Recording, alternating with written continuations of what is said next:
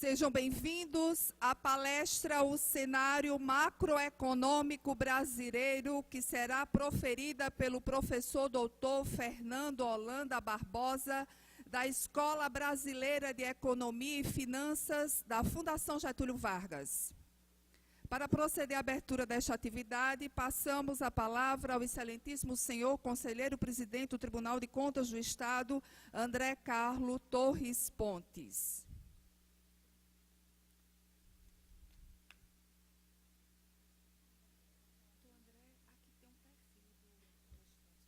Pois não.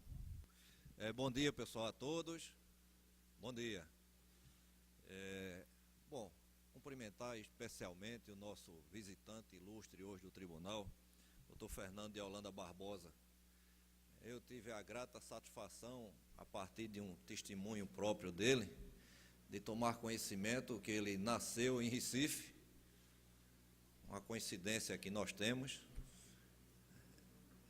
Veio se erradicar no Vale do Mamanguape, onde ele mesmo relatou que ali teve várias experiências da sua vida e, como SOI, continuou sua vida e sua carreira acadêmica em Campina Grande. E de lá, obviamente, partiu para o sucesso internacional. Eu não vou aqui ler, obviamente, o currículo do professor Fernando de Holanda Barbosa, que ontem à tarde eu comecei a pesquisar para conhecer melhor sua trajetória acadêmica. Na 150ª página do seu currículo Lattes eu parei, porque não tive mais fôlego para continuar. O professor Fernando, sem dúvida, é um dos ícones da academia, da literatura, da economia, enfim, de várias vertentes do conhecimento científico. Apenas aqui para sublinhar, ele é doutor e mestre em economia pela Universidade de Chicago, professor da Escola Brasileira de Economia e Finanças da Fundação Getúlio Vargas. Integrou também o corpo editorial de várias publicações nacionais da área, entre as quais Revista Brasileira de Economia, Revista de Economia Contemporânea, Pesquisa e Planejamento Econômico, Análise Econômica e Economia Aplicada. Foi secretário de Política Econômica do governo Itamar Franco. Eu devo revelar também, professor Fernando, que a sua estada hoje aqui no tribunal contou com a iniciativa do conselheiro Fernando Catão, que prontamente sugeriu o nome de Vossa Excelência para nos brindar aqui com a sua fala, aproveitando, inclusive, seu compromisso, logo mais à noite, na Universidade Federal da Paraíba. Para nós, foi uma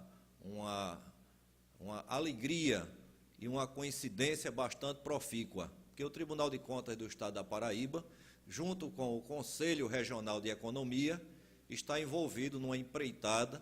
O professor Rômulo Polari esteve aqui conosco e nos convidou para integrar uma comissão e propor aos candidatos ao governo do Estado da Paraíba uma carta, onde fosse feita uma prospecção econômica, obviamente evolutiva, para o Estado da Paraíba.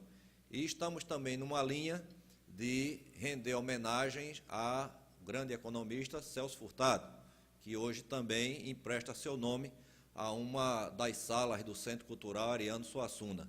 Então, estamos com essas duas frentes hoje aqui no tribunal: fazer homenagens ao economista Celso Furtado, preparando um evento para o ano de 2020, e também nessa jornada junto com o Conselho Regional de Economia para oferecer uma carta aos pretensos governadores do Estado a partir de 2019.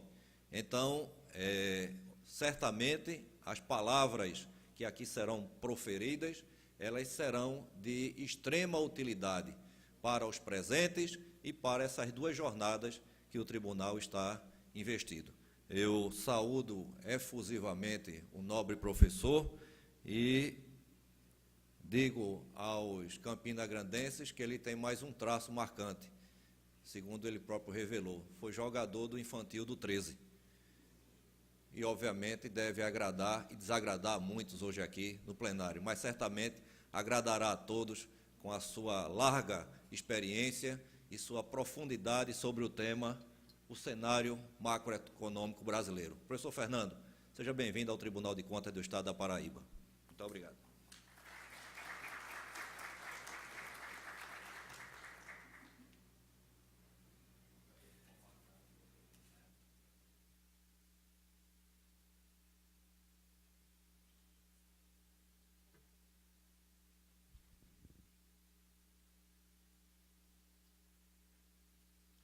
Bom, em primeiro lugar, eu gostaria de agradecer esse convite a vir aqui ao Tribunal de Contas.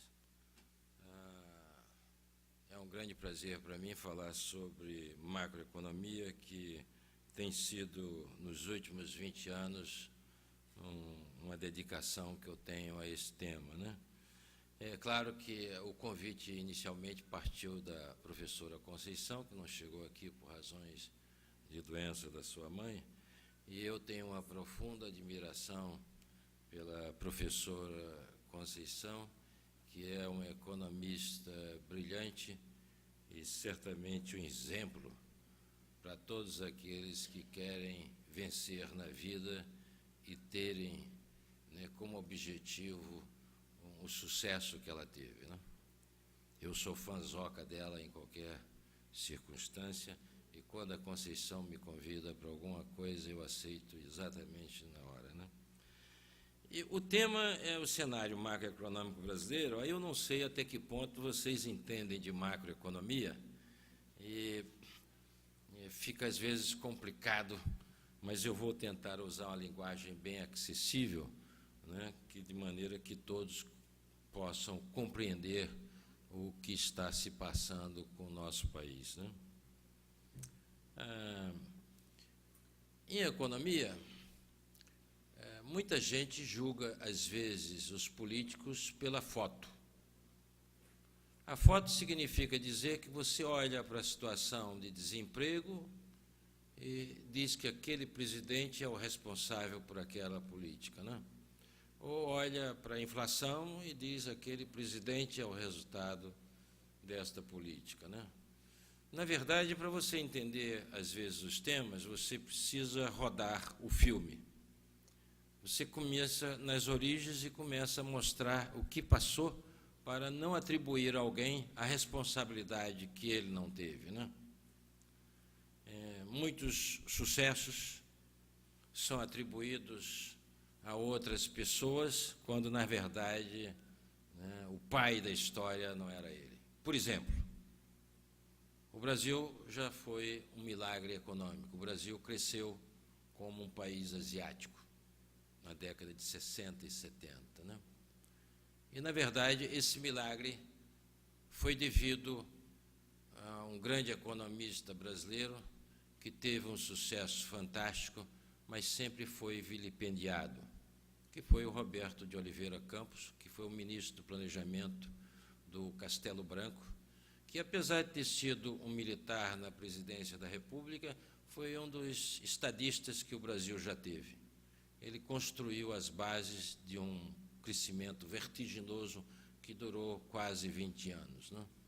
E, realmente, o plano de ação econômica do governo Castelo Branco-Paeg lançou as bases do crescimento econômico. Eu diria que teve a reforma tributária de 67. É uma reforma fantástica, uma das melhores reformas tributárias que teve nesse país. Depois teve a reforma da Previdência.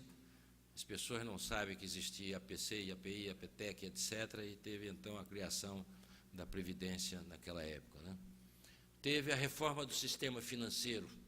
O Brasil não tinha um sistema financeiro e ele fez um sistema financeiro. Foram criados os bancos de desenvolvimento, foi criadas as empresas de crédito imobiliário e assim por diante. Criou-se o Banco Central do Brasil. O Banco Central do Brasil é a Lei 4595, de 31 de dezembro de 64, e o Brasil não tinha Banco Central, e o Banco do Brasil era o Banco Central brasileiro. Isso criava grandes problemas na condução da política monetária, porque um banco comercial era, ao mesmo tempo, banco central. O Banco do Brasil foi criado seguindo o modelo inglês, e na Inglaterra era assim, mas o banco inglês foi evoluindo e se tornou um banco central, enquanto a gente aqui não fazia. Isso colocava até problemas políticos, porque o lobby do Banco do Brasil não queria o Banco Central. E o lobby do Banco do Brasil era poderoso. Vários ministros de Estado foram funcionários do Banco do Brasil e assim por diante, né? Foi criado o BNH e foi criado o sistema para financiar a casa própria, que foi um grande sucesso, né? E assim por diante. E, às vezes, as pessoas não davam o crédito a quem devia, que era a dupla de economistas, que era o Roberto Campos e o Otávio Gouveia de Bilhões, né? Depois eu vou voltar a esse tema no final da palestra, para que as pessoas possam, às vezes, entender alguns dilemas que existem no Brasil de hoje, né? Mas, para começar a entender o Brasil de hoje, eu preciso começar com a grande recessão brasileira de 2014-2017. Quer dizer, a grande recessão brasileira é uma recessão para ninguém botar defeito. O Brasil baixou, em 2 anos, quase 8% do PIB. Quer dizer, a recessão começa em 2014, já no governo Dilma, antes da eleição, e ela se prolonga até 2017. Existe um comitê no Brasil que data o ciclo econômico, e esse comitê é um comitê da Fundação que reproduz o que se faz nos Estados Unidos, no National Bureau of Economic Research, né? Então, essas datações de ciclos são feitas pelo NBR nos Estados Unidos e aqui é feito pela Fundação Getúlio Vargas. E aí você pergunta, por que o Brasil entrou nessa recessão? O que aconteceu? Quer dizer, por que aconteceu essa recessão? Quem foi o responsável pela recessão? Quem foi que levou o país a esta situação? Então, aqui estão elencados as razões. Primeiro, o choque, ali está escrito devia ser da nova matriz econômica. A nova matriz econômica é a política econômica posta em prática pelo governo Dilma e já pelo ministro, né, que sucedeu ao Palocci, e, na verdade, foi uma política que foi surgindo já no segundo governo Lula. O primeiro parte do governo Lula é uma parte de extremo sucesso, quando o Palocci é o ministro da Fazenda, e que se segue uma política convencional, seguindo o que o Fernando Henrique Cardoso tinha feito, não? Chega a um determinado ponto que essa política é mudada. Essa política é mudada, e que consiste essa política? Consiste em usar os bancos públicos para a política econômica. Consiste em dar dinheiro ao BNDES para financiar os grandes empresas nacionais, que certamente a gente sabe cujos resultados foram esses, né? E depois começa, então, a desoneração da folha de pagamentos das empresas, dando diminuição do imposto para as empresas, né? Quer dizer, esse choque dessa nova matriz econômica certamente é um dos responsáveis por essa crise. Quer dizer, você deu dinheiro para alguns setores e esses setores não responderam a esses estímulos que receberam. Consequentemente, esse dinheiro foi jogado fora. Depois, com isso tudo, você criou um déficit público. O Brasil tinha um superávit primário, e com isso você criou um déficit público, e começou, então, o risco país aumentou vis-à-vis. Quer dizer, eu não vou mostrar nenhum dado aqui, mas esse risco país, você vê que o Brasil descola do México, do Chile e de outros países e passa a ter um risco país extremamente exagerado, que se reflete na taxa de juros. Ou seja, a taxa de juros começa a subir e, obviamente, isso é um problema para o país. Começa, então, o que se chama jogo de Ponzi. As pessoas certamente não sabem o que é jogo de Ponzi, né? Ponzi foi o Carlo Ponzi, que era um trapaceiro que fazia esse jogo lá em Boston. E várias vezes ele fazia um jogo, terminava indo para a cadeia, saía, fazia outro jogo, voltava para a cadeia. E se você entrar no Google para saber um pouco do Carlo Ponzi, você vai descobrir que ele terminou a vida morrendo no Rio de Janeiro. Quer dizer, certamente ele veio para um lugar apropriado para se fazer trambique, que é o Brasil. O que é o jogo de Ponzi? O jogo de Ponzi é basicamente o seguinte, né? Esse jogo que você vê de vez em quando, que a pessoa está tomando dinheiro de um, aí paga o outro com esse dinheiro e vai fazendo essa corrente, né? Quer dizer, a corrente que existe, né? O jogo de Ponzi é o seguinte: você toma dinheiro emprestado de alguém, eu peço a você, me empresta R$1.000. Agora, o que eu vou fazer é o seguinte: eu te pago qualquer taxa de juros, mas quando chegar o dia de pagar os juros, eu renovo os juros e o principal. E vou fazendo isso o resto da vida, e meus filhos não vão pagar essa conta. O que significa dizer? Que, na verdade, você está passando, como se dizia no Nordeste antigamente, está passando cheixo, você não está pagando a conta. Você está fazendo um trambique, que é 171. E quando você passa a ter um déficit primário, o que você está fazendo é rolar toda a sua dívida, não pagar os juros e ainda por cima tomar dinheiro para poder ainda financiar gastos. Isso é o que o Brasil está fazendo desde 2014.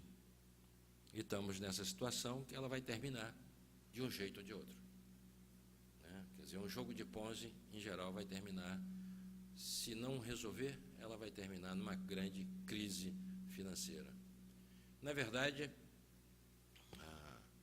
eu daria 2 exemplos de jogo de Ponzi no Brasil que são fantásticos. Um é o Banespa. Por que o Banespa quebrou? Porque o dono do Banespa, o Estado, tomou dinheiro emprestado do Banespa e rodou os juros e o principal. Aquilo foi crescendo em bola de neve, chegou a um ponto que tinha comido todo o capital do Banespa e o Banespa não tinha o que fazer. Eu, por acaso, precisando de ganhar uns quebradinhos, uns dinheiros, que a gente, às vezes, como professor, sempre faz isso, né? Telefonou um juiz lá para a Fundação Getúlio Vargas, querendo um economista que fosse dar uma olhada no Banco Nacional.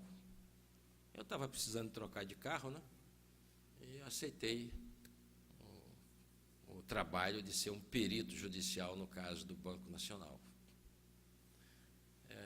Depois, a Justiça não pagou a mim o que deveria ter pago e eu, obviamente, abandonei aquilo ali com um certo desprazer, né?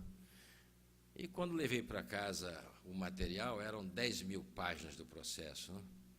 Eu pensei, eu estou louco, o que eu vou fazer com tanta página aqui, né?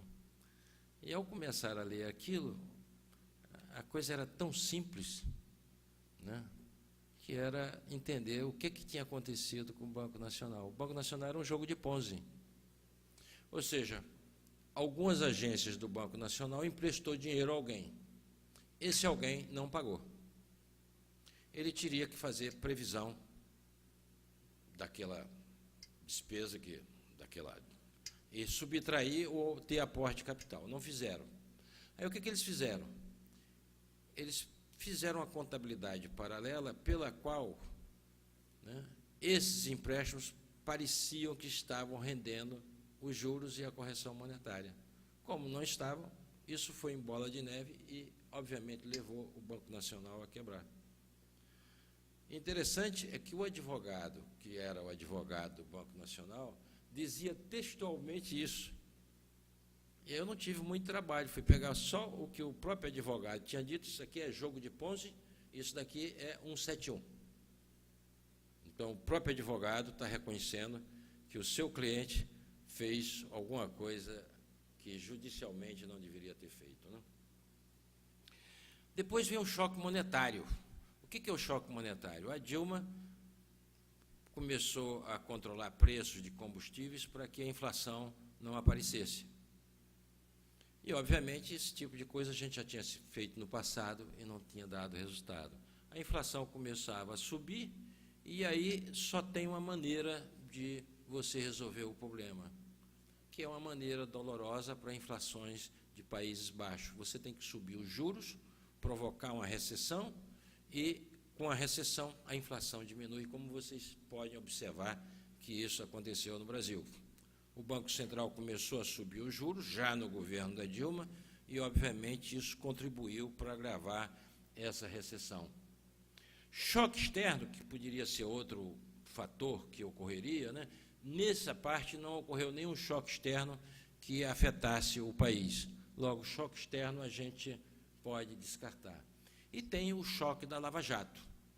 O choque da Lava Jato são empresas gigantescas que eram responsáveis por muitos investimentos, etc., e que, de repente, né, todo o setor de construção no Brasil está envolvido na Lava Jato e, obviamente, teve uma diminuição. A outra empresa que teve que reduzir os investimentos, que fez investimentos ruins, foi a Petrobras. Quer dizer, a Petrobras foi afetada, teve que reduzir os investimentos e também fez 2 investimentos que jamais deveria ter sido realizados. A Abreu e Lima e a Copern no Rio de Janeiro. Quer dizer, ao invés de seguirem as recomendações técnicas dos seus próprios funcionários, decidiu-se politicamente fazer uma refinaria onde não se deveria, em Pernambuco, e outra no Rio de Janeiro. Com isso, obviamente, você tem 2 setores importantes reduzindo os investimentos e agravando a recessão. Então, na verdade, toda essa recessão que vem de 2004, 2017, e é uma recessão provocada pelo governo Dilma Rousseff. Passamos para... Bom, aí vem a política econômica do governo Temer. Quer dizer, o governo Temer surge com a política econômica com 2 estratégias, né? Uma estratégia da política fiscal. Conceição? Conceição está ali.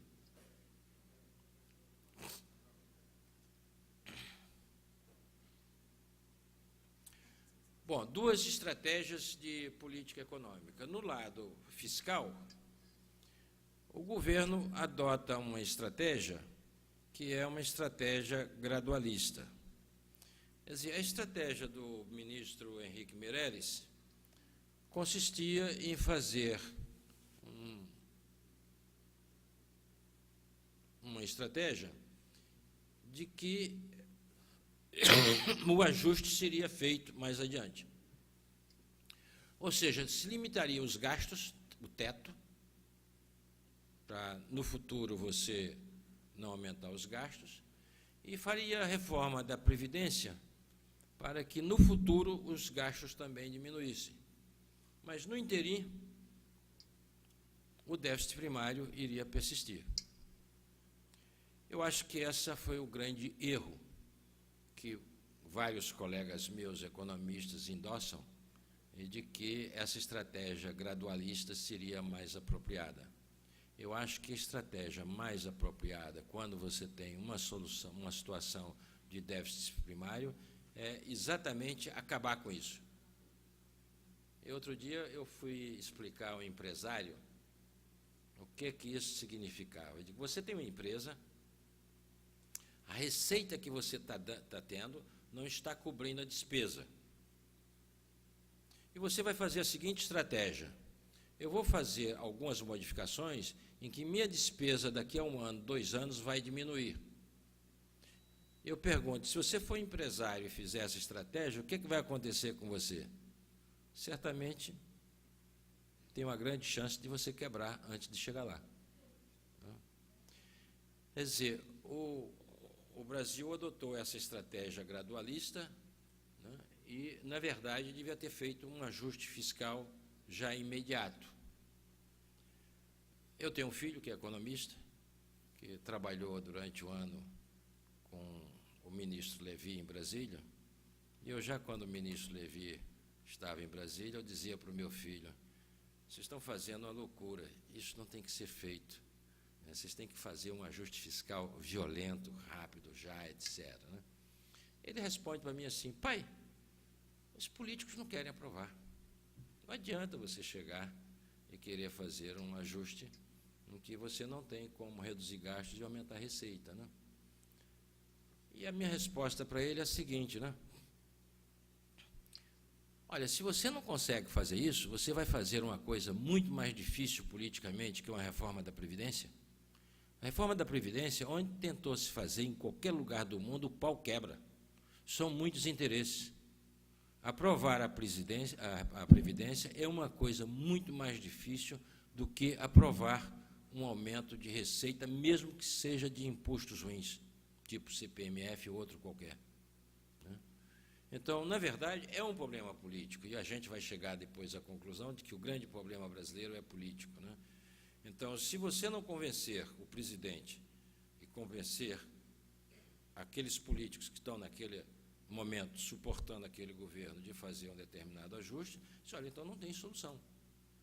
Então, eu acho que o grande erro da estratégia Temer foi apostar numa estratégia que daria, no futuro, o ajuste fiscal pretendido, mas que iria até o final do seu governo sem fazer ajuste e justamente empurrando com a barriga o problema. A segunda estratégia foi a questão da inflação. Na inflação, o sucesso foi grande.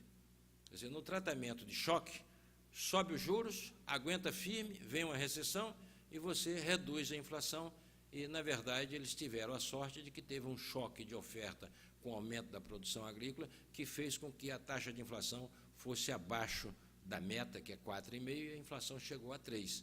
Está gradualmente convergindo e, possivelmente, no ano que vem, deve chegar ao centro da meta.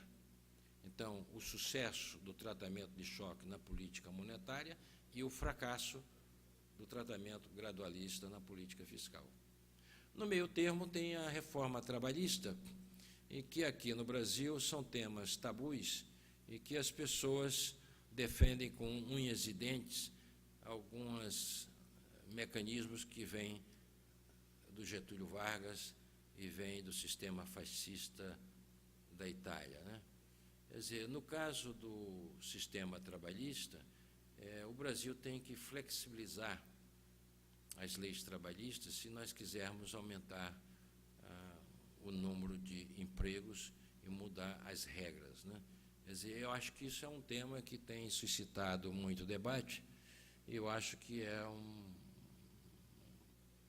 uma reforma que vai produzir efeitos a médio e longo prazo e não no curto prazo, né? Bom, com isso a gente passa para o terceiro.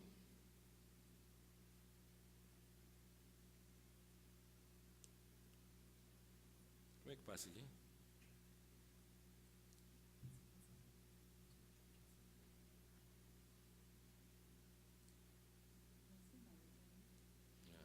Aí tem. Com isso, a gente passa para o outro ponto, que é entender o conflito social brasileiro. Eu acho que, conversando com a Conceição ontem, eu acho que ela certamente irá concordar com o que eu vou dizer, e o que eu estou dizendo aqui hoje é o que ela disse ontem, que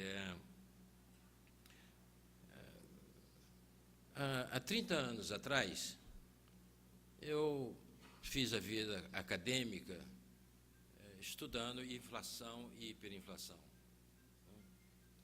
E, na verdade, eu publiquei o ano passado, em inglês, um livro com meus artigos, que tem um termo Exploring the Mechanics of Chronic Inflation and Hyperinflation, né?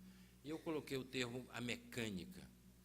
A mecânica é a gente entender qual é o processo econômico que gera aquilo. Mas, se você quiser saber as causas mais profundas que geraram o Brasil a ter a hiperinflação, certamente não é essa a mecânica. A mecânica é o Banco Central ficar emitindo dinheiro para pagar a conta. Mas você pergunta, por que, tendo outros mecanismos, o Banco Central brasileiro preferiu adotar esse procedimento? Tinha uns economistas ligados à esquerda no Brasil que gostavam de dizer que a coisa era o conflito entre capital e trabalho seguindo o modelo marxista. E, na década de 80, eu me insurgi contra isso e disse, não é isso. Quer dizer, o conflito social brasileiro se dá na elaboração do orçamento. Quer Quer dizer, o grande conflito brasileiro são os recursos públicos, quem vai pagar e quem vai usá-los. Quer dizer, infelizmente, nós somos uma sociedade extremamente egoísta, né, em que, durante décadas, se fez os pobres pagarem a conta. Quer dizer, você fez aquela população mais pobre pagar 5% do PIB, 3% do PIB, que era o imposto inflacionário, para poder fechar as contas públicas. E você pergunta, meu Deus, que país é esse que obriga aquelas pessoas mais pobres a pagarem esta conta? Devo confessar que eu fiz algumas viagens pelo mundo e uma mudou minha cabeça. Foi quando eu fui capaz de me entender, quando eu fui à Índia e, obviamente, vi aquela miséria toda. E aí eu digo, Fernando, por que você está se surpreendendo com a miséria da Índia se você viveu no Nordeste e conhece a miséria nordestina? Você conhece João Cabral de Melo Neto, Morte e Vida Severina. Você conhece o que é o Nordeste brasileiro e a miséria que é, né? Quem morou em Cuité presenciou, na década de 50, invasão de feira por causa de fome. Quem morou em Cuité, que meu pai era médico, sabia que as pessoas, né, não tinham dinheiro, não tinham recurso para ir ao médico e pagavam ao meu pai dando um frango, uma galinha, ou então botando o nome do filho de Fernando, de Jamil e Leódia, que era o nome dos meus irmãos. Então, se você quiser entender o nosso país, você tem que entender que o grande problema brasileiro é um conflito distributivo severo entre os vários grupos, e tem alguns grupos que têm uma sede do seio, que os seios já estão sem leite e continuam querendo mamar. Esse é o grande problema brasileiro. Ele aparece dentro do Estado e no orçamento, e são os vários grupos, todos eles organizados, querendo extrair recursos públicos, e que gera justamente o déficit público. Quer dizer, tivemos que ter uma crise violenta, como foi a hiperinflação da década de 80, para que a sociedade aceitasse outro mecanismo de resolver esse problema. E a grande vitória democrática que o Brasil teve foi com Fernando Henrique Cardoso de conseguir um novo equilíbrio fiscal, rompendo isso daí. Ele não conseguiu de imediato, quer dizer, o plano real não é o ajuste fiscal imediato, é apenas uma reforma monetária, mas levou 5 anos para fazer a reforma fiscal. E a carga tributária teve que subir 5%. Por que a carga tributária no Brasil teve que subir? Para sustentar esse novo equilíbrio sem inflação. Então, obviamente, o Fernando Henrique Cardoso subiu a carga tributária, ela subiu o suficiente para tirar esse imposto dos pobres. E os pobres votaram nele e ainda o reelegeram, dizendo que não queria inflação. O Lula entendeu e botou o Meirelles no Banco Central para segurar a inflação. Por que o Lula foi procurar um economista, um banqueiro, etc., para dar credibilidade a isso tudo? O Lula é um animal político fantástico, entendeu que inflação era um negócio importante das classes pobres, mesmo ele que não tinha apoiado o Plano Real. Você conversava com um pobre, e eu sempre conto isso, eu dava aula na Fundação Getúlio Vargas, em São Paulo, e tinha um motorista de táxi que me servia e perguntava, o pessoal aí do PT está dizendo que o Plano Real não é meu, não é bom. Eu fui ao supermercado essa semana, comprei muito mais coisas do que o negócio, comprei carne, comprei frango, comprei isso, etc. Quer dizer, o pobre passou a comer. O salário, antigamente, na inflação, só levava até o meados do mês. E o pobre passou a ter dinheiro para comer, frango, carne, etc., que ele não comia. Quer dizer, quem acabou a hiperinflação no Brasil não foi o Fernando Henrique. O Fernando Henrique foi o homem que fez, mas quem acabou foi o pobre, através do voto. A hiperinflação brasileira dificilmente votará, porque o povo pobre descobriu o instrumento poderoso que ele tem para que esse tipo de imposto não seja cobrado deles. Aí ressurgiu desse equilíbrio que nós tínhamos com o Fernando Henrique e que o Lula tinha preservado, a Dilma resolveu romper. criando um novo buraco, e nós estamos agora com um novo problema que nós tínhamos antigamente. Agora nós estamos financiando com moeda, estamos financiando com a dívida pública. A dívida pública está aumentando e já está chegando daqui a pouco a 80% do PIB. E você diz, como é que essa história vai acabar? Possivelmente com a crise da dívida pública, igual à Grécia, ou igual a outros países que o Brasil já teve na década de 80, e vamos para uma década perdida. E se tiver um rompimento da dívida pública, as consequências serão funestas.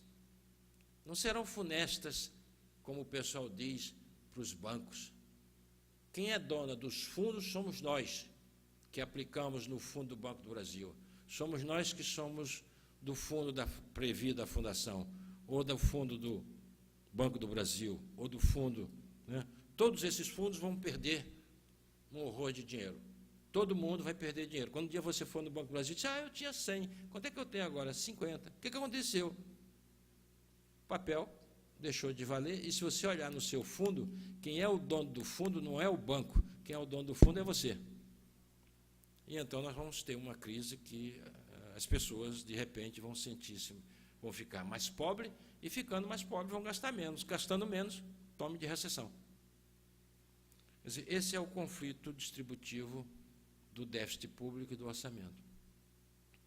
Aí ainda tem um outro conflito. Nós estávamos conversando antes e dizendo que o Brasil acabou com a infraestrutura. Não se constrói mais nada, etc., e nós estamos com problemas sérios. Qual é o outro conflito distributivo? Consumo versus poupança. Quer dizer, o consumo versus poupança, quer dizer, um país, para ficar rico, precisa poupar. Poupando, investe. Você pensa que a China está comprando Deus e o mundo pelo mundo, por quê? Porque a China tem poupança de 50% do PIB. Tem dinheiro, está comprando o Brasil inteiro. Comprando a Europa, comprando os Estados Unidos, onde eles andam comprando. Só de título do Tesouro Americano, uns 2 trilhões de dólares. Não? Quer dizer, se você pegar o modelo asiático, que é o modelo que deu certo no mundo, a primeira coisa que você precisa para crescer e crescer rápido é ter poupança. No Brasil, com esse apetite todo voraz que a sociedade tem, o Estado deixou de ter poupança. Quer dizer, o Estado está financiando o consumo e toda vez que tem que fazer um ajuste fiscal, corta-se os investimentos. O investimento já é 1%, alguma coisa do PIB. Ou seja, você destruiu a capacidade de crescer da economia brasileira. E se você tiver que aumentar a poupança, como é que você vai fazer? Como é que o Fernando vai aumentar a poupança dele? Certamente o Fernando não vai aumentar a poupança. Nós temos que reduzir o déficit público, aumentar a poupança do Estado, para fazer com que o Estado tenha capacidade de investir em infraestrutura. Achar que parcerias públicos-privadas vai resolver esse problema é ilusão de uma noite de verão. Na verdade, infraestrutura no mundo inteiro é feita pelo Estado. Você não conhece nenhum país do mundo com aquela infraestrutura fantástica. Quem gosta da Europa, quem gosta da França, diz, onde é que vem o TGV? Parceria público-privada? Onde é que vem hoje os TGVs da China? Se você for a Pequim, eles têm 5 anéis em torno da cidade de Pequim. De onde é que vem aquilo? Você precisa de investimento. Aqui no Brasil, a gente ainda tem um déficit extremamente grande que precisamos do investimento público. Quer dizer, eu gostaria que um dia aparecesse candidato a presidente da República com uma plataforma que dissesse: vou acabar em 5 anos as favelas brasileiras e vou transformá-las todas em bairros. E vamos acabar com essa dualidade. Como é que você vai acabar com as favelas no Brasil? As pessoas que moram lá, e eu conheço gente que mora, não são capazes de comprar com o seu próprio recurso suas casas. Nós temos que chegar e desmontar a Rocinha, transformar a Rocinha num bairro. Nós temos que desmontar a Dona Marta. Nós temos que desmontar as grandes favelas de São Paulo, João Pessoa, Recife. Quem vai fazer isso? Como é que nós vamos continuar vivendo numa sociedade com pessoas vivendo em situações tão degradantes e não se fazer nada? Então, nós temos que entender que, no Brasil, o apetite pelo consumo das classes dominantes é tão elevado que sugam tudo do Estado e não sobra nada para ninguém. Quer dizer, e aqui eu estou dizendo todo mundo, eu estou dizendo vocês, eu, né? Nós estamos falando dos funcionários públicos, nós estamos falando dos funcionários dos setores privados, estamos falando da Previdência, estamos falando dos empresários que querem mamar nas tetas dos bancos estatais, dos créditos subsidiados, tá certo? E das pessoas que sonegam imposto, daquelas que são PJ como eu e muita gente, para pagar menos imposto de renda e assim por diante. Ou a gente acaba com isso, ou a gente não vai a lugar nenhum, vamos ficar com o país emperrado, não? E, para finalizar,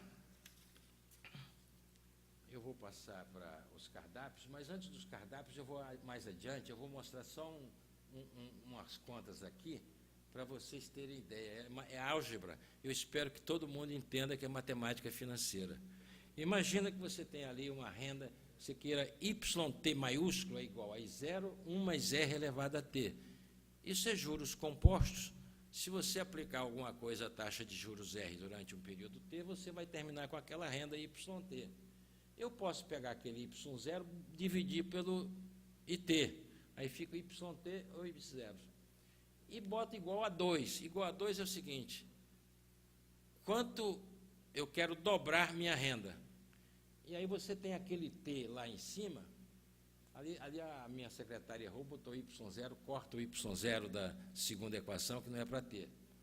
1 mais R elevado a T igual a 2. Aí eu boto logaritmo natural. Nós, economistas, logaritmo natural, a gente não bota daquele jeito. Quem bota engenheiro, quando bota daquele jeito, é logaritmo da base decimal. Mas aqui é da base natural.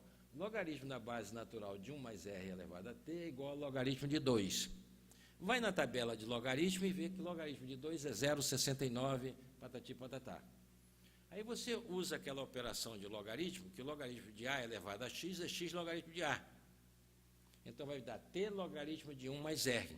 Logaritmo de 1 mais R eu vou aproximar por R. Então, T é igual ao logaritmo de 2 dividido por R. Logaritmo de 2 é 0,693, etc. Aí vou multiplicar por 100 para ficar tudo em percentagem. Então, T é igual a 70 dividido por R. Certinho, assim, bem simples. Quer dizer, T é o tempo que eu levo para dobrar minha renda per capita. Dada a taxa de crescimento da renda per capita, a gente pode perguntar o seguinte: quantos anos eu levo para dobrar a renda per capita? Passamos para a próxima página.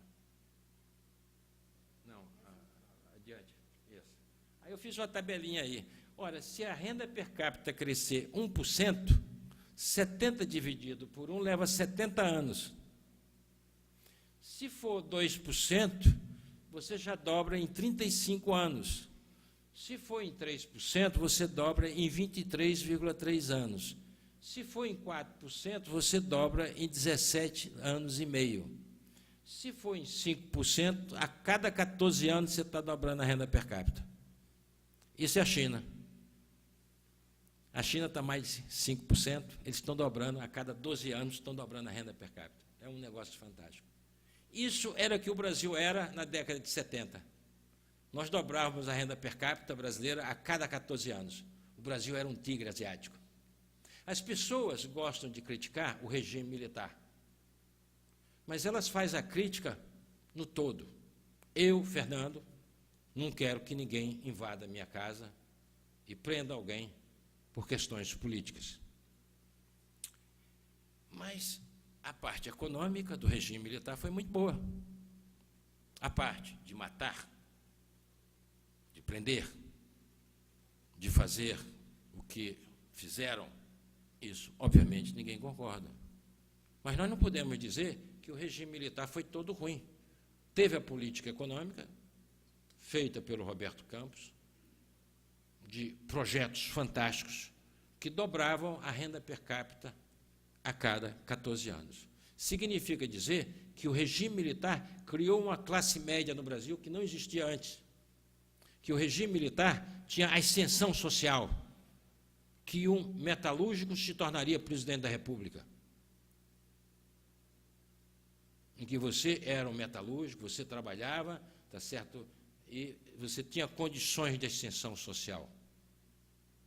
Quer dizer, crescer aceleradamente é o melhor regime de justiça social.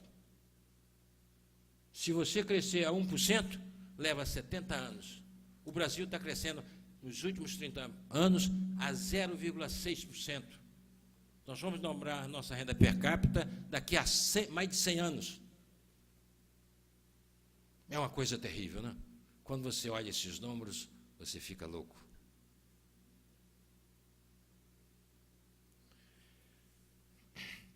O que fazer para que o Brasil volte a ser um tigre asiático?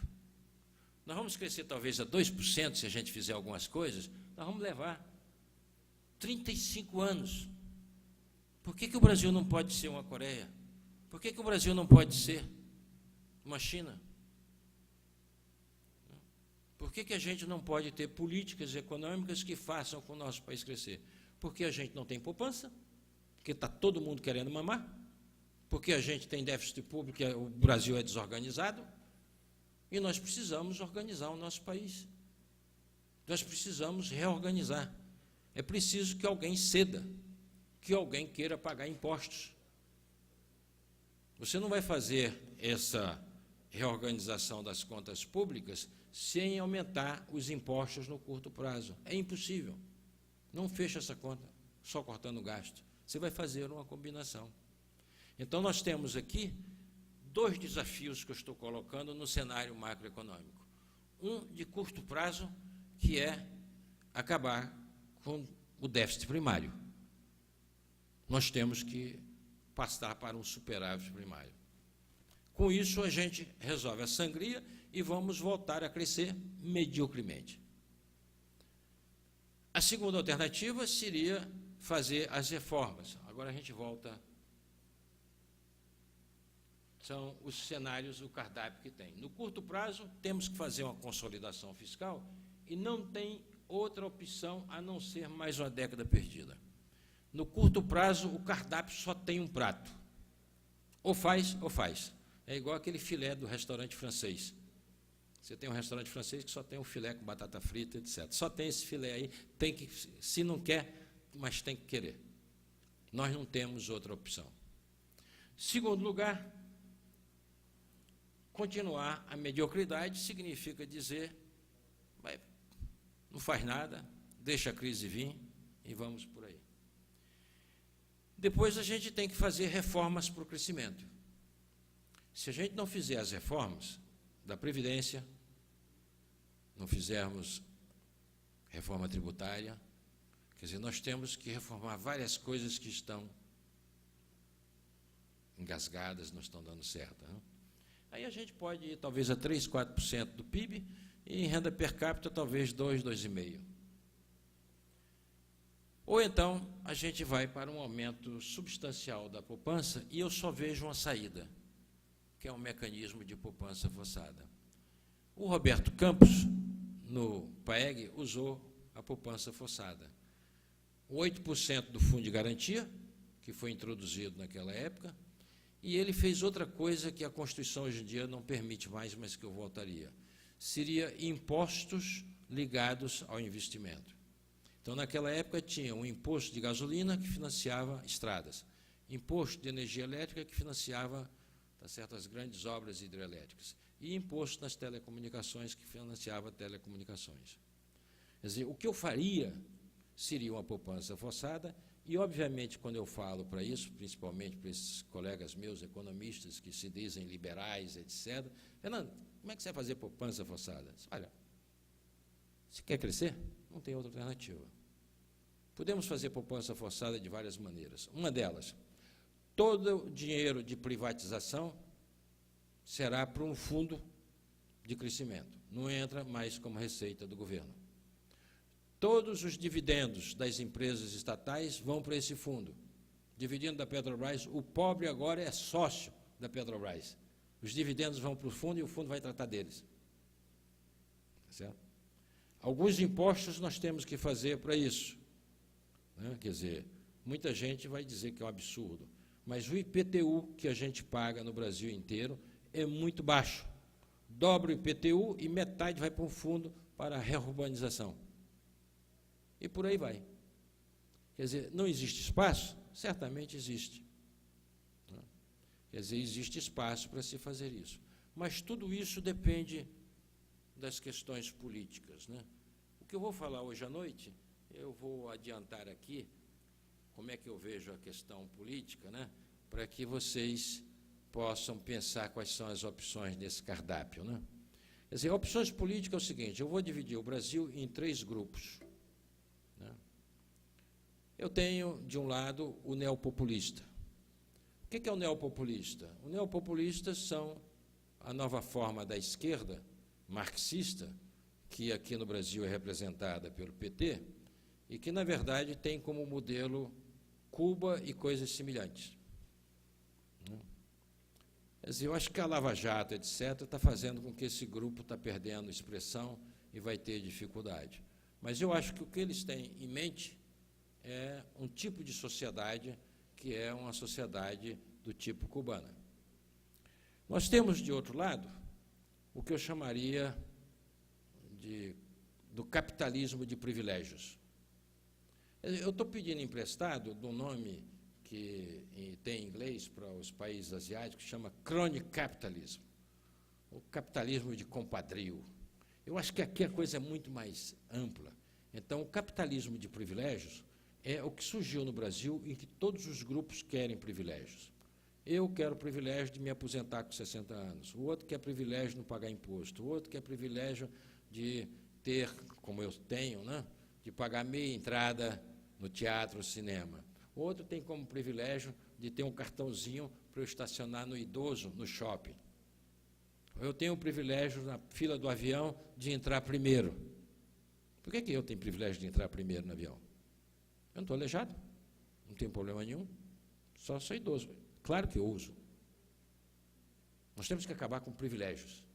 A República chama-se Rex Publica, a lei é para todos, as regras têm que ser universais. Né? E então o capitalismo de privilégios domina o Brasil. Quem é o capitalismo de privilégios no Brasil que o representa? Certamente são aqueles políticos, digamos, do centrão, que é o capitalismo de privilégios, todos esses grupos que estão trocando, quer a diretoria disso, quer a diretoria daquilo, quer o cargo daquilo, quer o não sei o que daquilo, etc. É privilégio para tudo que é lugar. O mérito não existe. A agência reguladora, que é uma ideia fantástica, bota o fulano lá, que é meu chapa, bota não sei o que, etc. Não é por aí. O capitalismo de privilégios está. Depois tem um outro modelo, que é um modelo que deu certo no mundo, que eu vou chamar de economia social de mercado. A economia social de mercado varia. A economia social de mercado é a Escandinávia, que deu certo, é a França, é a Alemanha. A economia social de mercado é o Canadá, os Estados Unidos. A economia social de mercado é a Coreia do Sul, é Hong Kong, é Singapura. E a economia social de mercado, hoje em dia, é a China comunista. A China comunista é uma economia social de mercado. Varia política, varia, etc. O que esses caras têm em comum? Nós queremos ser um país rico. Nós não queremos ser Cuba. Nós não queremos ser Venezuela. Nós não queremos ir para modelos que deram errados. Nós queremos ser tão ricos quanto a Europa. Nós queremos, e este era o modelo do Roberto Campos. Quer dizer, o Roberto Campos tinha essa ideia de fazer o Brasil um país grande. Copiou o Banco Central do Brasil igual ao FED, como fez o Japão. O Japão copiou tudo, saiu pelo mundo copiando tudo. A China está copiando todo mundo. A China está fazendo, né, copia tudo. Né? Vou contar para vocês, para finalizar, o que a China fez no seu Banco Central recentemente. Né? Os bancos centrais funcionam hoje em dia, o Banco Central americano e o Banco Central europeu, não o brasileiro, funciona com um corredor de taxa de juros. Tem a taxa de juros mais alta e mais baixa, é um corredor. O que significa o seguinte, se você tiver dinheiro sobrando, você aplica no Banco Central a taxa mais baixa. Se você precisar de dinheiro, ela te empresta a taxa mais alta. Significa dizer que a taxa do mercado interbancário nunca passa nem do teto, nem vai abaixo do piso. Então, esse é o sistema que vem do Bundesbank. O Bundesbank tinha esse sistema, passou para o Banco Central Europeu, o americano copiou, e esse é o estado das artes do Banco Central. O que o Banco Chinês fez? O Banco Chinês também está com esse sistema. Está com piso e está com teto. E como é que ele anunciou que ia fazer esse novo sistema? Ele não disse que ia copiar o Banco Central Europeu, nem o Banco Central. Ele disse o seguinte: já na dinastia de 2000 anos atrás, o imperador daquela época disse que era bom aparar os picos e nivelar os vales. E o imperador de 2000 anos atrás já disse que era melhor aparar os picos e nivelar os vales. Nós, logo, seguindo o nosso imperador de 2000 anos atrás, nós estamos adotando esse sistema. Cara de pau, né? A gente que conhece o sistema diz, porra, vende o seu peixe usando sua história fantástica, mas, na verdade, estão copiando tudo que tem de moderno no mundo. Então, nós, brasileiros, poderíamos ser a grande potência da América Latina. Nós estamos se nivelando por baixo. A América Latina não vai a lugar nenhum. A grande sedução de boa parte da América Latina são com modelos que dão renda per capita baixa, continua com a pobreza, continua com a miséria, não se resolve as coisas, né? Mas nós teríamos que ser mais ambiciosos. O nosso país poderia extirpar toda essa miséria e pobreza se, ao invés do governo do PT ter dado 500 bilhões do BNDES para um bando de empresários, tivesse dado esse dinheiro para se reconstruir essa infraestrutura que tanto nós necessitamos, né? Então, as ideias que as pessoas têm orientam suas ações. Então, no caso brasileiro, apesar de ser uma questão técnica que eu estou colocando aqui para vocês, nós sabemos quais são as questões técnicas, mas as soluções certamente são políticas. Cada um de nós temos que fazer uma escolha. Obrigado.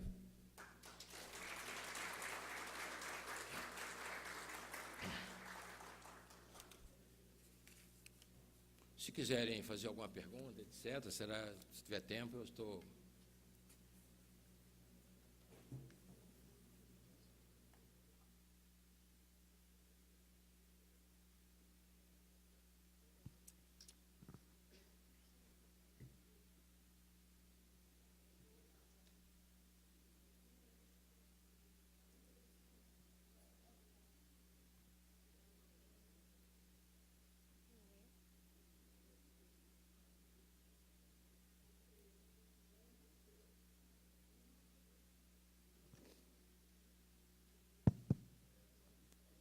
Castro, auditor de contas públicas aqui do Tribunal de Contas.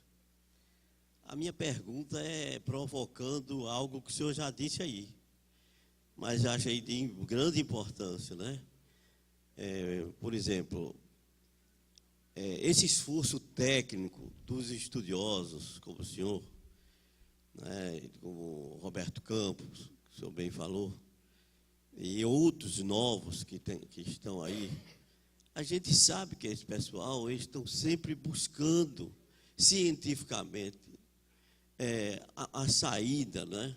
Essa saída do equilíbrio, de buscar novas receitas.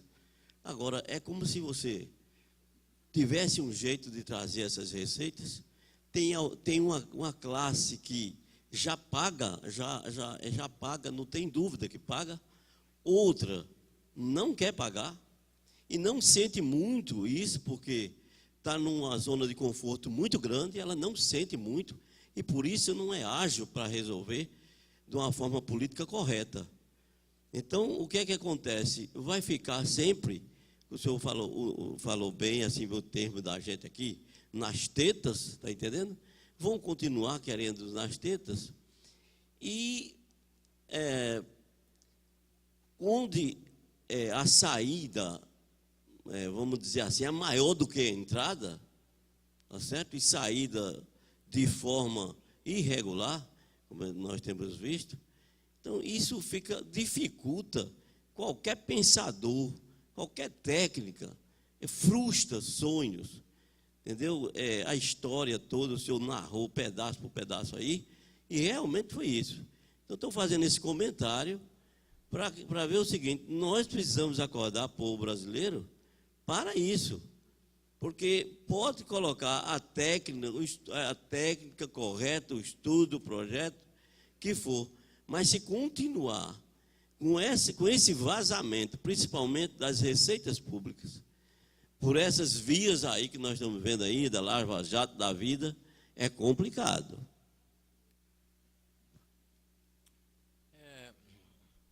Eu não sei se entendi bem, mas eu acho que, digamos, anos atrás, eu acho que a maioria dos economistas se ligavam apenas à questão técnica e não entrava nessa questão política, né? De entender o que a gente hoje em dia chama da economia política, ou seja, entender que as instituições, as políticas, são escolhas que a sociedade faz. As pessoas às vezes gostam de dizer aquilo é feito em Brasília. Não, nada é feito em Brasília. Se mudar o local é a mesma coisa. As escolhas são sociais. A sociedade é quem escolhe o que ela quer, né? Em qualquer sociedade. E aí eu acho que o grande problema é que os conflitos são muito grandes. Como se negociar? Como se encontrar meios? Obviamente, o Brasil, nos últimos anos, teve dois grandes políticos capazes de resolver esse tipo de problema, né? Quer dizer, um, Fernando Henrique, e outro, certamente, o Lula. Quer dizer, são políticos que poderiam, né? Eu estava dizendo ontem, que se a gente for julgar o Fernando Henrique pelo que ele poderia ter feito, ele não foi um bom presidente. Se julgar o Lula pelo que ele poderia ter feito e deixou de fazer porque mudou, ele foi um grande presidente. De maneira que o Lula foi capaz de escrever a carta aos brasileiros, mudando completamente o rumo da política econômica do PT e iniciando o seu governo com a subida dos juros e o aumento do superávit primário, coisa que ele disse que jamais iria fazer. E com isso, a taxa de juros no Brasil baixou e nós tivemos no seu primeiro mandato um crescimento fantástico. Então, eu acho que eu seria otimista no sentido de que nós precisamos encontrar políticos que sejam capazes de entender os problemas, e acho que, às vezes, os responsáveis por políticas erradas são os economistas, que vão lá para esses políticos vendendo coisas que não são factíveis. Os economistas chegam lá e chegam para o Temer e dizem, faz um pacote gradualista. Eu não faria isso. Não faz gradualismo. Essa aqui é uma coisa séria. Pare como for possível, aumentando o que importe, cortando qualquer gasto, porque isso pode levar a uma crise de dívida pública que vai levar 10 anos e você vai enterrar o país. Se você é bom de política, você vai negociar do jeito que for para fazer isso. Quer dizer, eu acho que existe possibilidade, né? Claro que tem alguns políticos que são completamente despreparados, eu não vou citar aqui exemplos, mas que são pessoas que não tiveram preparo nenhum, tá certo, de entender essas grandes questões, esses grandes problemas, né? Mas certamente você tem políticos que foram capazes no passado de fazer uma escolha, como foi o caso de Lula, que se mostrou uma decisão tática e não estratégica. E entrou pelo cano. Se ele tivesse perseguido na rota que ele estava, certamente ele ia dominar o país por 20 anos, 30 anos, etc. Não ia ter Lava Jato, não tinha nada disso. E aí ele resolveu se associar, nesse espectro que estou falando desses três grupos, você, o neopopulista, com o capitalismo de privilégios. Temer uniu o capitalismo de privilégios com a economia social de mercado e fez um programa que era um programa da economia social de mercado. E o peso na balança daqui é o pessoal do capitalismo de privilégios. Como fazer uma associação com eles, que você vai ter que fazer? Todo mundo estava cotejando esse pessoal, tanto o Ciro quanto o Alckmin, né? Porque sem eles você não chega lá. Como fazer isto e como a gente romper esse equilíbrio para que seja um outro equilíbrio. Ninguém vai imaginar que você vai acabar com os privilégios da noite para o dia nessa sociedade. Mas é preciso arranjar um equilíbrio político, tá certo, que leve a este resultado. Quer dizer, eu acho que tem políticos brasileiros capazes de entender esses problemas e com possibilidade de entendê-los, e nós temos que apenas, do nosso lado, do lado acadêmico, o que eu procuro é identificar o problema e identificar a solução. Porque não adianta eu dizer qual é o problema se eu não disser qual é a solução. Como fazer? Né? E, obviamente, isso envolve, às vezes, em inglês a gente gosta muito de usar essa palavra, chama-se trade-off. É um toma lá e dá cá. Quer dizer, eu preciso entender que eu vou ter que ceder algumas coisas para receber outras. Essa coisa de ceder e receber faz parte da vida. Ninguém pensa que você não vai ter que ceder algumas coisas para poder obter outras, né?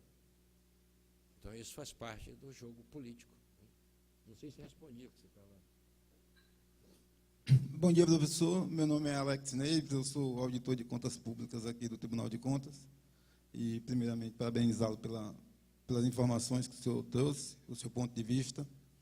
E comungo também do mesmo desencanto com o país, pelo momento que passa, pelo que poderia nos oferecer em termos de crescimento, em termos de esperança, né, para as novas gerações, mas que, infelizmente, a gente tem que amargar essa situação de incerteza e de muita dificuldade.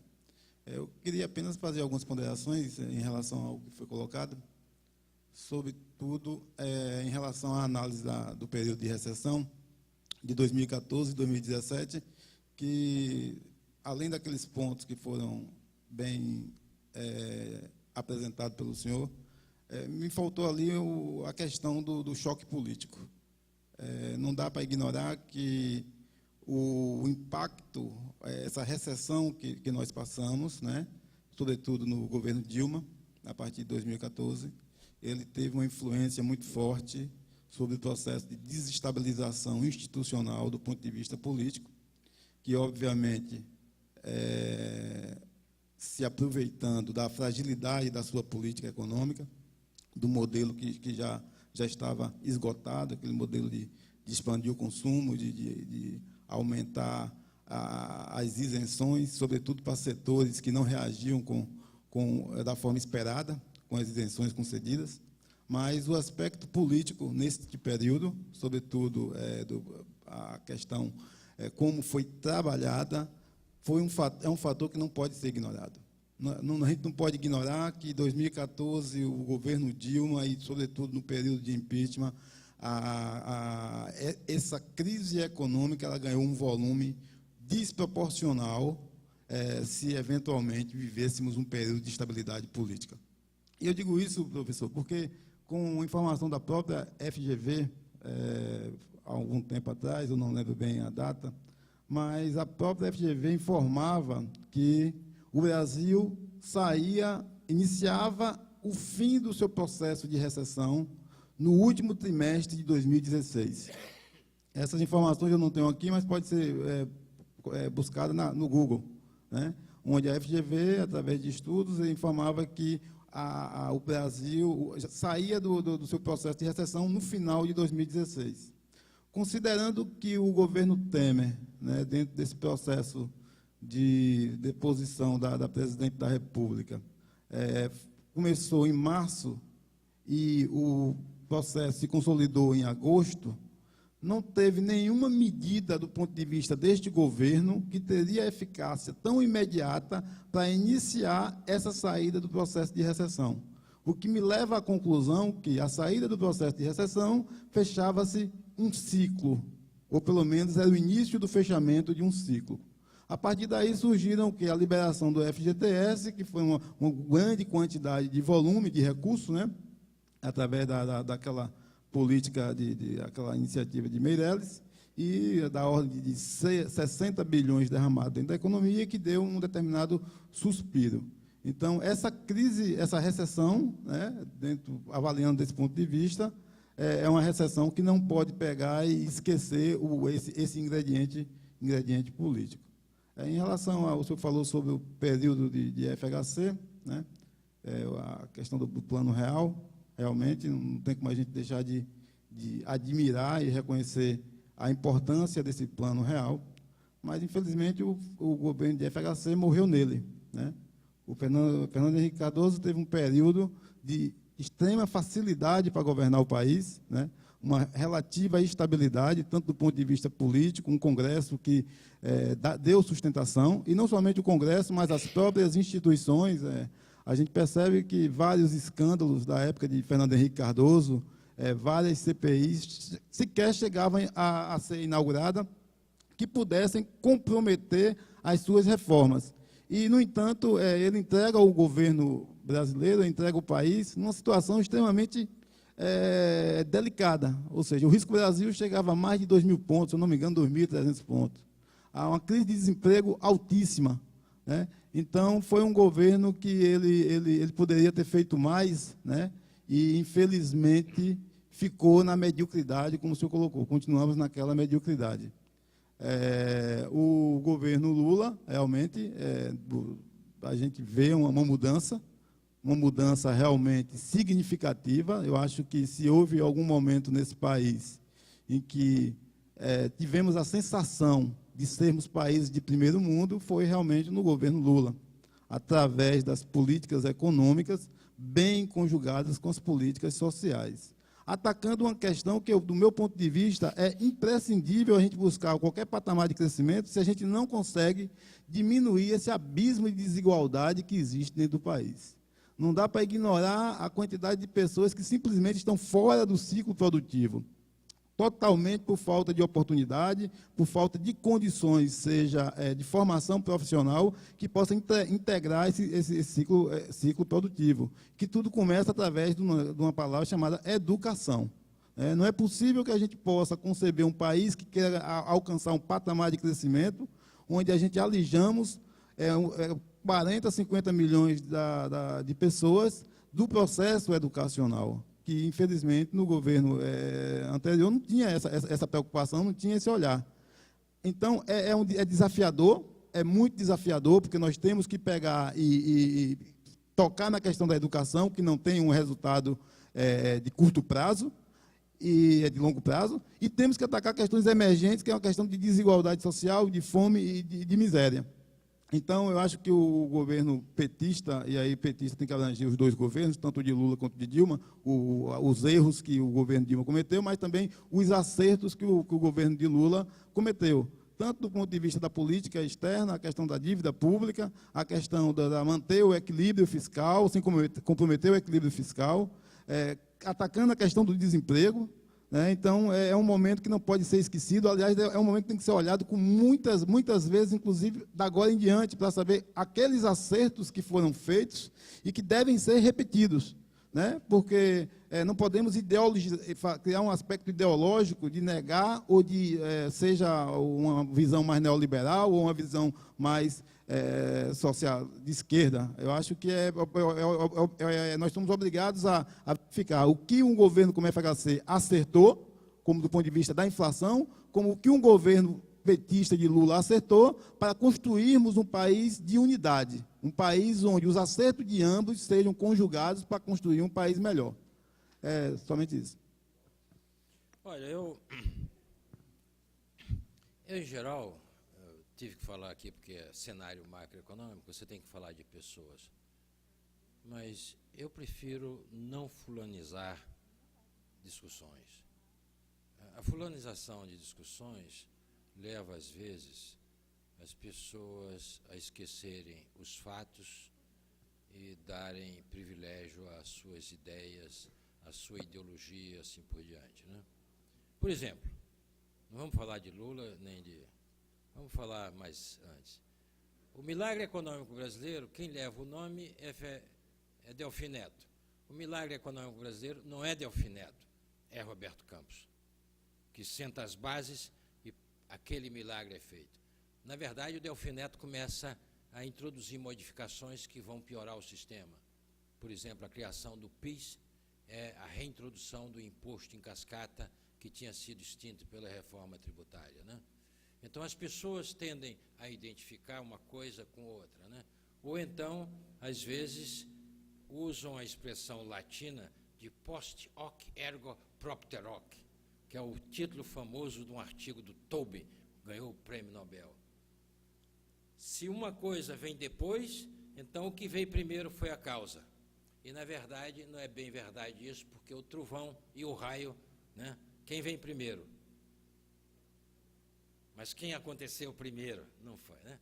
Então, você, com esse exemplo do trovão e do raio. A Bolsa de Valores. A Bolsa de Valores, ela, quando vem um evento futuro, ela sobe. As pessoas aqui não entendem o Banco Central. O diretor e o presidente, a diretoria do Banco Central, anuncia o que é que vai fazer nas próximas reuniões.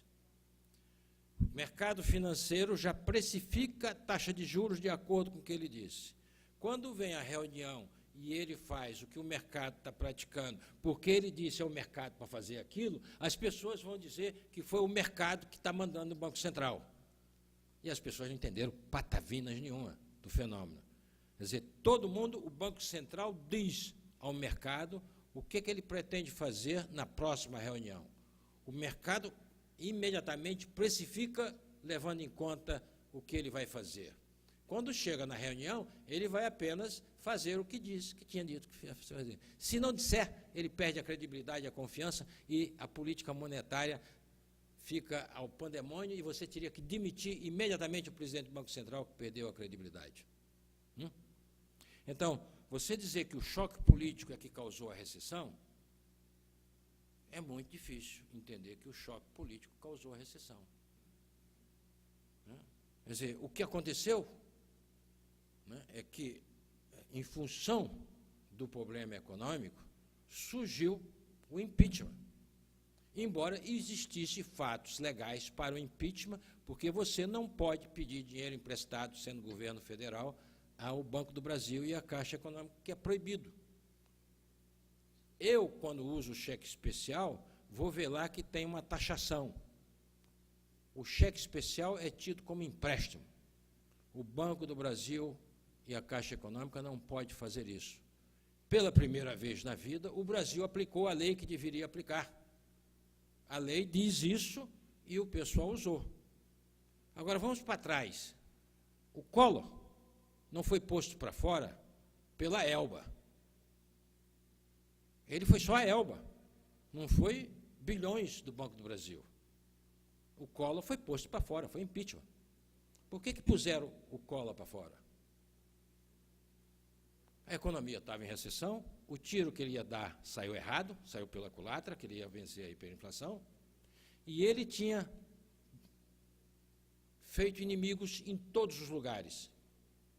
Brigou com a esquerda, porque privatizou o símbolo da industrialização brasileira, que era a Companhia Siderúrgica Nacional. Jamais poderia fazer aquilo. Entrou no processo de privatização e brigou com toda a esquerda. Brigou com a Fiesp, porque abriu a economia e todo empresário paulista era contra ele. Brigou com a Fenabran, ao fazer a poupança compulsória, e brigou com todo o sistema financeiro. Brigou com todos os políticos, porque deles não quis se aproximar. E fez tudo sozinho. Brigou com todos os ladrões do Brasil, porque monopolizou o roubo. Todo o dinheiro é meu e do PC. Ninguém vai tascar a mão mais nelas. Tudo é pelo PC, vem para mim, etc. Então, não venha me dizer que foi a crise política do impeachment do Collor que levou a economia a ter aquela recessão e ter aquilo. Quer dizer, a crise política do governo da Dilma foi realmente fruto da incompetência da presidente Dilma de saber lidar nesse mundo tão complexo e complicado como é o sistema político brasileiro. E aí você tem que entender que o Lula, ao invés de se aproximar do capitalismo de privilégio, como eles fizeram com o PMDB, ele foi se aproximar do pior capitalismo de privilégio, que é aqueles que vendiam seus votos, que foi o mensalão. Eles tentaram usar aquela imagem que o Lula tinha, que no Congresso tinha 300 ladrões. Vamos comprar os caras, vamos pagar para eles votar com a gente, porque aí a gente não tem que fazer concessão nenhuma. A gente só vai pagar os caras. Né? E não venha me dizer que a Lava Jato foi uma perseguição ao Lula, à esquerda, porque a Lava Jato é o esquema mais bem bolado de lavagem de dinheiro, se não fosse descoberto. Simplesmente os caras dão dinheiro e entra oficialmente na caixa do PT, ou na caixa dos políticos. Entra declarado. Você simplesmente pega o dinheiro, quer dizer, quando a gente olha o esquema, é esquema de profissional. É lavagem de dinheiro que não tem marca. O único problema foi a Land Rover do Paulo Roberto. Foram procurar aí o CEF, e o CEF tinha um carro, e ele disse, esse carro está o quê? Não, esse carro está na mão do Paulo Roberto. Mas quem é Paulo Roberto? Ah, é o cara da Petrobras. Foram atrás do Paulo Roberto. Paulo Roberto não soube esconder os papéis, porque foram os filhos que foram saindo e esqueceram de desligar a Câmara. A Câmara pegou a filharada toda do Paulo Roberto e a Polícia Federal disse, vem cá, está todos presos, seu filho, sua sogra, nora, o diabo a quatro. E a mulher dele disse, não, você lá, abre a boca agora, porque eu não quero minha família presa. Surgiu então o Lava Jato. Obra do acaso. Não foi algo programado, não foi algo, etc. Né? Então, eu acho que a crise política certamente não tem impacto do ponto de vista da política econômica. Né? Quer dizer, o estrago já estava feito, é a maior recessão da história brasileira em 80 anos. Agora, vamos para o outro lado. Quando o pessoal fala no Lula, o Lula usava um discurso que aqui entre nós, pessoas bem informadas não podem comprar. Nunca antes na história desse país, isso. Ora, todo ano eu vou para Ipioca. Vocês não devem não, porque a praia senão vai ficar muito cheia, né? É minha praia predileta lá perto de Maceió. Ipioca fica a 20 quilômetros de Maceió. Eu ando naquela estrada há 20 anos. O que o Brasil mudou nesses 20 anos naquela estrada? O que aquela miséria desapareceu? O que o Rio de Janeiro acabou, tá certo, com as suas favelas, as suas coisas, etc. O que aconteceu nesse país nesses últimos 20 anos? A miséria continua a mesma. Apenas um presidente, igual ao Chacrinha, jogava, como é que é aquele peixe português? Bacalhau. Chacrinha jogava bacalhau para a plateia. Então você jogou algum bacalhau para a plateia, que não tinha nada, e acabou a fome no Nordeste. A Bolsa Família foi o maior programa do Nordeste. No Nordeste não tem mais fome porque as pessoas, pelo menos, estão comendo. E nós temos que bater palma para o Lula que fez isso. Mas esse programa não era do Lula. O dele era o programa Fome Zero, que deu errado.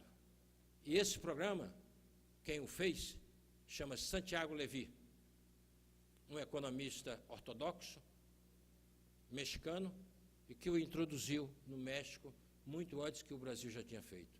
Esse é o programa que qualquer economista diz para você que tem que ser feito. É barato, é bom, dá dinheiro direto às pessoas, custa baixo e não tenho dúvida a respeito disso. Né?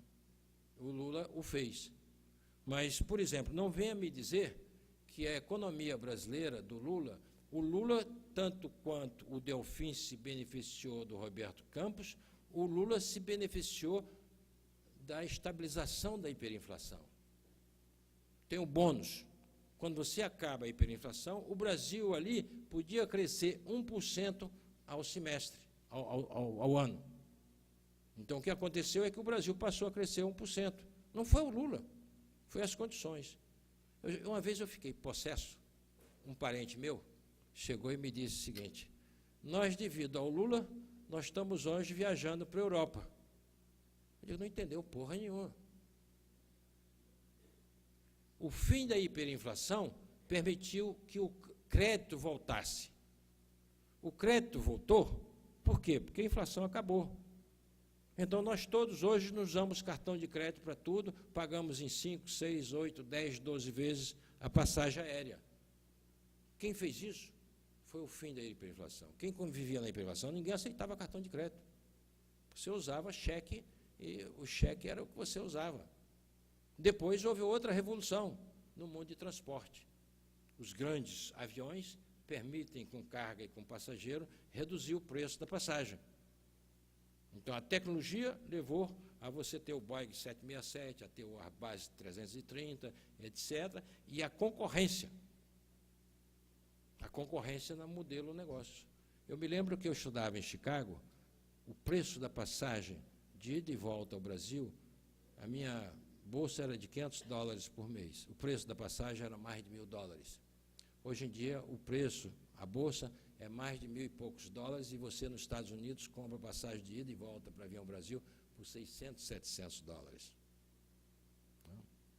Então, a gente tem que entender o que é que aconteceu. Nós temos que aplaudir o Lula quando ele faz a opção no primeiro governo de ir para um modelo que é um modelo do mundo que deu certo. E, ao mesmo tempo, entender o que deu errado no governo do PT, quando eles foram botar em prática aquilo que eles achavam que era a melhor política. Deu tudo errado. Pagaram um preço extremamente elevado. Quer dizer, não é que você seja economista ortodoxo, heterodoxo, etc. O que a gente tem que pensar é como as coisas funcionam. Como é que as pessoas que são submetidas aos estímulos e às punições, o que essas pessoas escolhem? Como é que as coisas funcionam na vida? Em vez de querer criar rótulos e coisas desse tipo, para dizer, não, isso aqui é economista. É claro que tem muitos colegas meus, e mesmo eu que fiz Chicago, as pessoas ficam perguntando se eu sou liberal, se eu sou isso, eu sou aquilo. Eu não gosto de rótulos. Liberal eu sou no sentido de aceitar que a decisão do indivíduo seja soberano. Ele escolhe o sexo, ele escolhe o que ele quer fazer. Não compete a mim dizer nada. Agora, do ponto de vista de organizar a sociedade, nós temos que organizar os mecanismos que funcionem e aqueles que não. Não sei se respondia. Professor, primeiro, parabéns pela palestra. É uma pergunta bem pontual. O senhor falou, como sugestão, uma excelente ideia, de aumentar a poupança interna, aumentando a poupança do governo, a poupança pública. E aí o senhor lembrou o que foi feito no PAEG. Só que no Milagre Econômico, como o senhor bem retratou, na segunda parte, quando se pega na década de 70, todos os planos, seja o primeiro e o segundo PND, eles tanto criaram outras fontes de receita tributária, como também se favoreceram de empréstimos internacionais dos petrodólares, etc. E aí a questão que eu queria perguntar ao senhor no caso lá do Milagre Econômico, a gente viu foi um desvirtuamento da ideia inicial de Roberto Campos, que teve uma série de prejuízos, como o senhor já ressaltou. Fazendo isso agora, criando uma poupança interna para aumentar investimento, será que a gente no Brasil tem um dos maiores níveis de corrupção e uma das piores em relação à carga tributária e benefício prestado pelo governo? Será que essa poupança pública não poderia ser, não seria muita tentação, talvez não no primeiro momento, mas posteriormente, para ser utilizada, seja no compadrio, seja no populismo, como criar uma instituição, um instituto, um mecanismo para proteger a ideia original? Eu acho que o nosso país, se a gente for olhar, nós temos burocracias fantásticas. Uma das melhores burocracias brasileiras é o Itamaraty. Para entrar no Itamaraty é um concurso dificílimo, os diplomatas brasileiros são fantásticos. Isso está sendo gravado? Não? Hein? Internamente?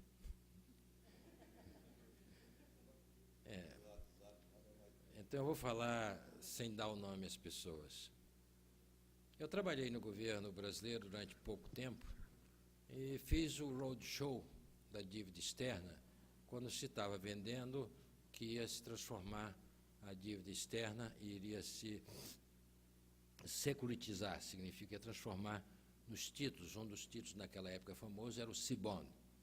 E nós fizemos um périplo aí, que foi a primeira vez que eu fiz uma rodada no globo, porque a gente saiu daqui, foi para Nova York, Nova York a gente foi para Tóquio, Tóquio foi para Alemanha, Alemanha, Paris, Paris, Londres, volta para Washington, etc. Né? Chegamos na Alemanha, fomos visitar o Bundesbank para fazer lá uma visita, e o diretor do Bundesbank virou-se para a gente e disse: olha, vocês brasileiros estão querendo vender isso aí, mas quem são vocês? Vocês assinam qualquer folha e a gente vai confiar em vocês, por quê? Vocês não têm confiabilidade. E era verdade, né? Nós somos um povo que não cumprimos o que prometemos. Isso é parte, né? O Delfim assinava várias cartas de intenção, e eu não assino carta, mas aquilo não é para valer, não. O funcionário, agora eu não vou dar as palavras, um funcionário de Itamaraty, poderoso, que estava junto da gente, disse: olha, eu vou tirar agora o chapéu aqui, e quem vai falar aqui não é o funcionário do governo brasileiro, eu vou falar na pessoa física. Quem são vocês para vir dar lição de moral em quem quer que seja no mundo? Eu quase aplaudi o cara de pé, né? Quem são os alemães para vir dar lição de moral na gente? Ou melhor, quem é qualquer povo no mundo? Os ingleses. Como é que os ingleses podem dar lição de moral se eles fizeram a guerra do ópio na China? Como é que os americanos podem dar lição de moral se eles lançaram bomba atômica em Hiroshima e Nagasaki? Como é que os franceses podem dar lição de moral o que eles fizeram na Argélia? Quem são os portugueses, os espanhóis, os belgas que fizeram no Congo belga? Ninguém pode dar lição de moral, não. De maneira que nós temos grandes burocracias. A outra grande burocracia brasileira é o próprio Banco Central. Nós temos funcionários de altíssimo nível. Outra burocracia brasileira é o BNDES. Aqui e acolá o BNDES faz o que o governo mandar. Se mandar dar dinheiro para o grupo, o BNDES já foi banco da siderurgia, já foi banco da energia, já foi banco da privatização, já foi banco de tudo. O BNDES é uma turma de boa. Então, para responder a sua pergunta, é o seguinte: eu faria um fundo, esse dinheiro não entraria no governo. Seria um fundo, e esse fundo, por exemplo, podia ser administrado pelo BNDES. O BNDES teria diretrizes específicas do que fazer e o que se pega esse dinheiro. Então, o fundo seria uma maneira de você tirar dinheiro, não entra na prefeitura, não entra no Estado, nenhum político vai meter o bedelho. Isso para convencer a população, porque a população, sempre quando você fala nisso, eles, eu vou dar mais dinheiro e vai algum cara roubar. Não, nesse caso não vai roubar. Ele será um fundo que será usado por alguma... Não vou criar uma nova organização, porque não é necessário. O BNDES tem uma estrutura fantástica no Brasil ao longo do tempo. Eu não me lembro de nenhuma... Ontem eu fiquei ouvindo uma história de alguém que estava falando, é preciso abrir a caixa preta do BNDES. Eu acho que o BNDES não tem nenhum problema ao longo da história, eu já estou com 72 anos, eu nunca vi no caso do BNDES nenhuma falcatrua, nenhuma coisa, etc., que diga que os funcionários do BNDES estiveram envolvidos em alguma coisa. Então, acho que o Brasil tem uma burocracia que a gente poderia usar com a técnica que eles têm e bons economistas que eles têm para botar, porque isso vai precisar de todo um aparato técnico. Nós vamos ter que reconstruir órgãos tipo GEIPOT dentro do BNDES, análise técnica de fazer programas bem feitos, que alguns bancos brasileiros já tinham. Citou aqui antes Nilson Holanda, do Banco do Nordeste do Brasil, que tinha toda uma equipe técnica do ETN que fazia essas coisas, né? Então, a gente pode construir mecanismos que garantam à população que esse dinheiro não será utilizado para contratar gente, para fazer isso, fazer aquilo. Mas você queria intervir?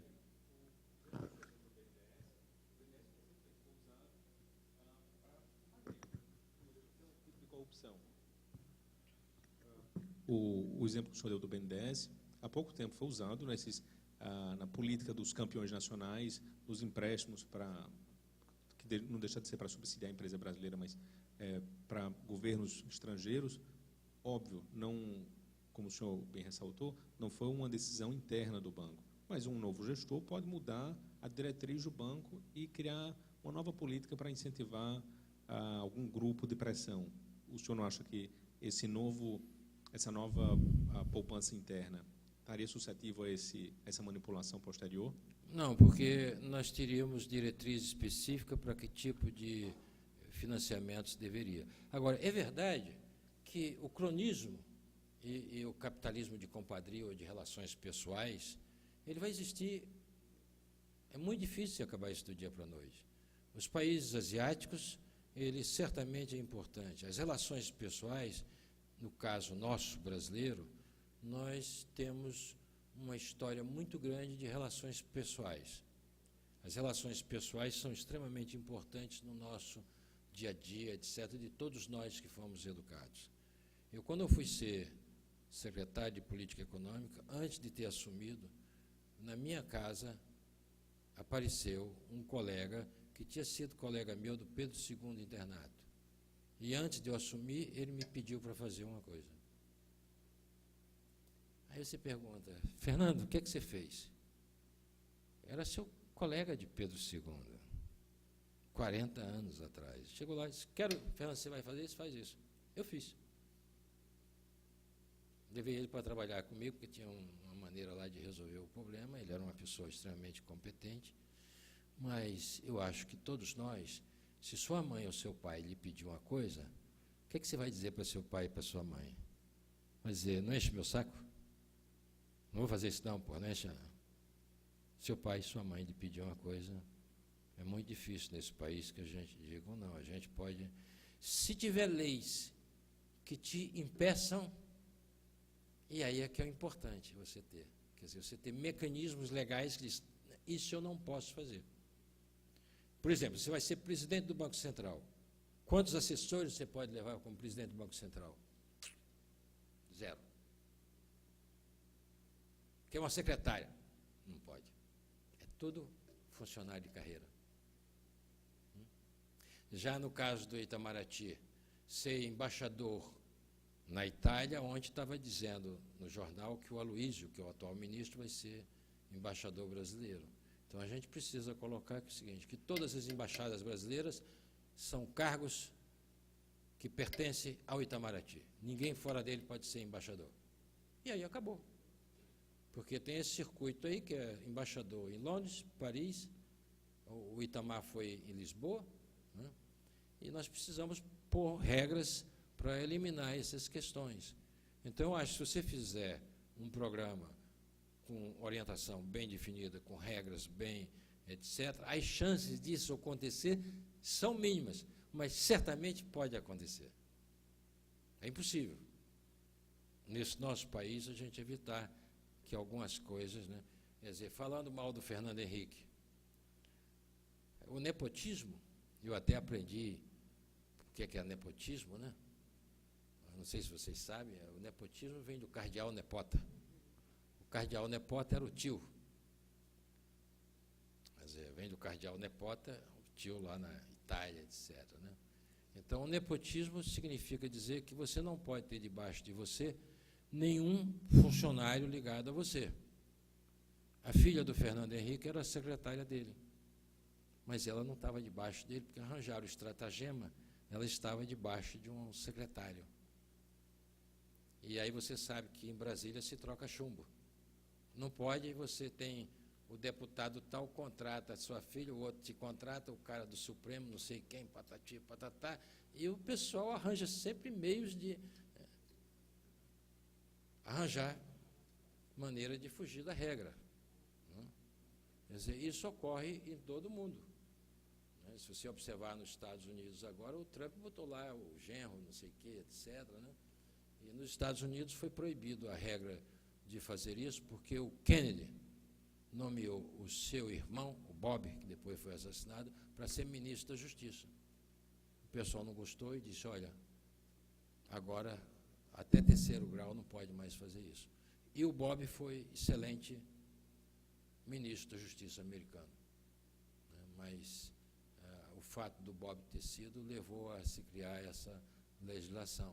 Então, é impossível você, num país com a nossa tradição, evitar, mas você pode e deve fazer minimizando. Bom, eu creio que nós precisamos liberar o professor Fernando, que ele tem seus compromissos, não é? E obviamente, nos brindou com todo o seu conhecimento, inclusive numa trajetória reflexiva com o público. Muito obrigado, viu, professor Fernando, pelos seus ensinamentos. Eu quero convidar a Maria Zaira para entregar uma singela lembrança ao professor Fernando, que é um programa que é desenvolvido aqui no tribunal, que envolve a sustentabilidade na vertente ambiental. Zaira, por gentileza.